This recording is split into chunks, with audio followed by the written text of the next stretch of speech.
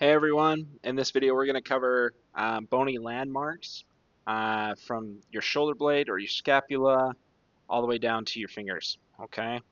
Um, so let's just go ahead and dive right in. So one of the cool things about this app is that we can actually pull this apart and then we'll break it down. So here is the scapula. This is the anterior side of the scapula. This is going to be the right arm or the right scapula that all comes together. So starting on the anterior side, we have our subscapular fossa. Fossa meaning kind of like a dip in the bone. And then looking at this is the medial border. Doesn't really mark it very well, but this edge right along here, medial border.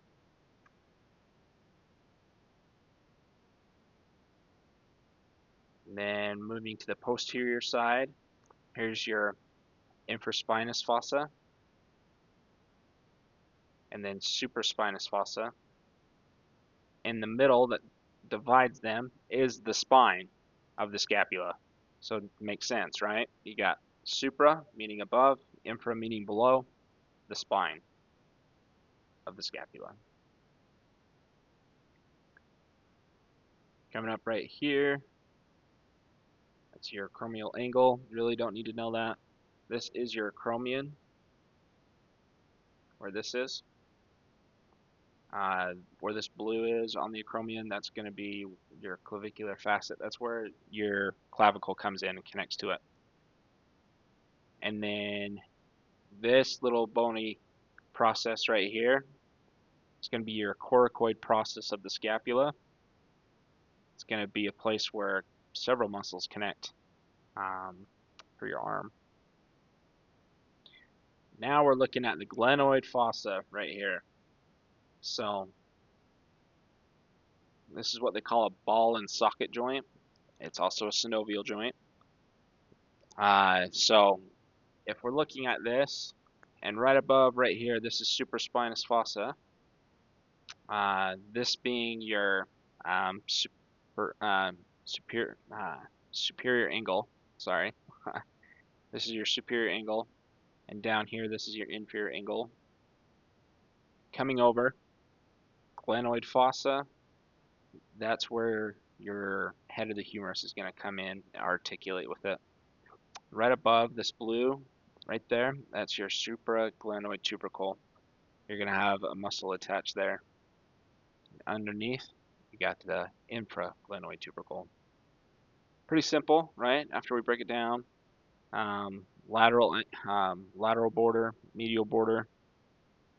Let's come back here. Like we said, there's the acromion, and then that clavicle's coming in and connecting in right there. So let's go ahead and let's steal this bone. This is your humerus, just to give you a look at it. This is in what they call anterior position, facing you with your palm up and facing forward. Posterior view, one of the easiest ways you can notice that is this olecranon fossa, sitting right here. That's where your ulna comes in and connects and forms your elbow. So, all right, let's come back up here to the top. So here's the head of the humerus, and sitting most lateral to it, that's going to be your greater tubercle right there in purple, this darker looking purple. It says that's the crest. I guess you could say that this is all of the greater tubercle right here. And this light purple sitting in the middle, that's going to be your intertubercular groove, or what we call your ITG, or intertubercular groove, yeah. And then here is your lesser tubercle right there. All of these are places where muscles attach. This is going to be kind of your neck, of the humerus, just because it's sitting underneath the head. Lateral, so on the furthest outside, this is going to be your deltoid tuberosity right here. Let me zoom out so you can kind of see that. So deltoid tuberosity. And then this is looking at it from the posterior side. This is your radial groove. You've got your profunda brachial artery that goes through there, and then you have your radial nerve that'll run along this ridge, this groove.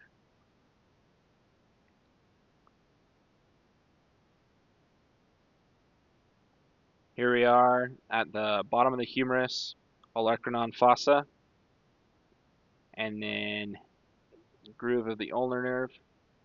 Really don't need to know that. Let's get this back to where we're looking at anterior position. We're going to see this little tuberosity as what we call an epicondyle.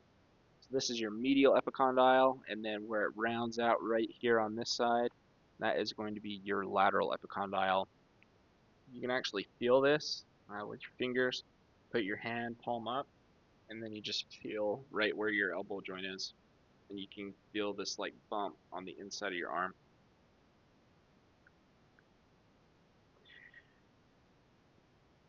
Medial of in that bone, here we have our capitulum,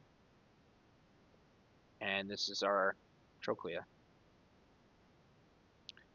And we also have a trochlea in our eye, right? So it's important to say trochlea of the humerus, trochlea of the eye. There's our capitulum again. So I think we covered this bone pretty well.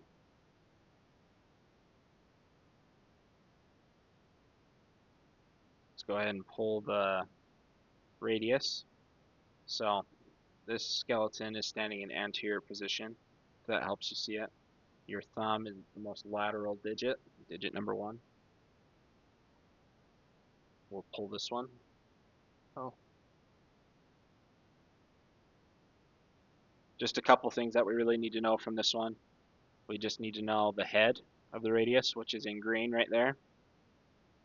There's our radial tuberosity. Comes down, and then we have our styloid process of the radial of the radius.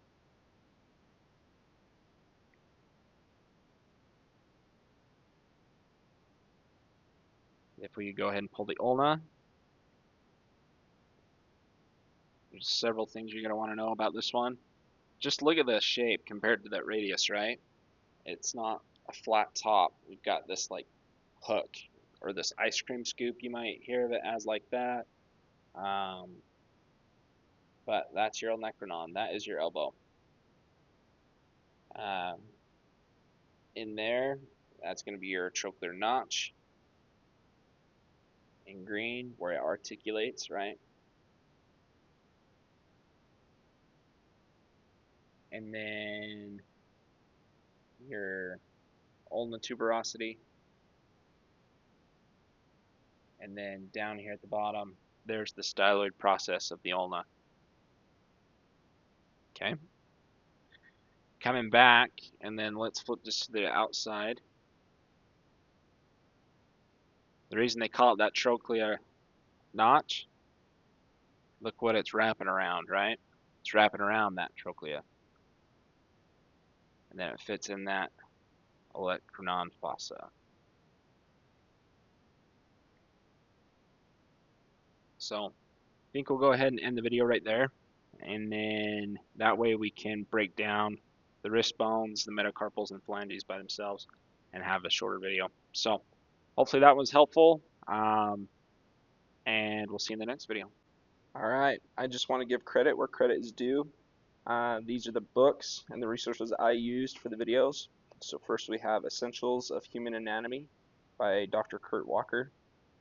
We then have Essential Clinical Anatomy by Keith L. Moore and M.R. Auger and Arthur F. Daly. I also used Structure and Function of the Human Body by Mark Nilsson and Jamie Garbett. The last book I have is The Concise Book of Trigger Points by Simon Neil Asher. And then I used the app called Complete Anatomy. As you've seen from the videos, it's amazing. If you can afford it, I suggest it. It's such a useful tool when learning this stuff. So that's it. Have a good day.